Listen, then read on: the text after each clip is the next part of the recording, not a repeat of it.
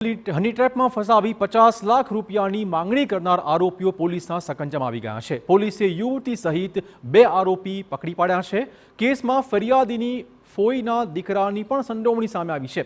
આ ઘટનાની વાત કરીએ તો મોરબીના યુવક સોશિયલ મીડિયા પર જાનવી નામની યુવતીના સંપર્કમાં આવ્યો હતો।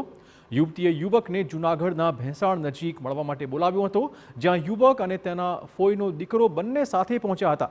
યુવતી સાથે પોતાની કારમાં જ્યારે તેઓ ભેંસાણ નજીક પહોંચ્યા ત્યારે 4 લોકોએ રસ્તો આંતરીને યુવકને હની ટ્રેપમાં ફસાવવાની ધમકી આપી 10 લાખ રૂપિયાની માંગણી કરી હતી।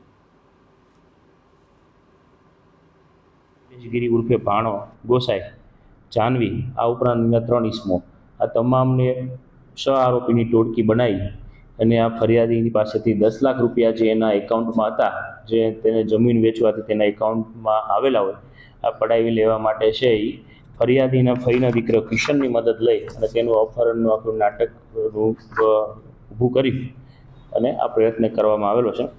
તો ભેંસાણ પોલીસ સ્ટેશનમાં આ બાબતે હની ટ્રેપનો ગુનો દાખલ કરવામાં આવેલો છે। આ ઉપરાંત ગુનાહિત કાવતરાની કલમનો પણ ઉમેરો કરવામાં આવશે। સીલ કરાયેલો મુદ્દામાલ કરાયો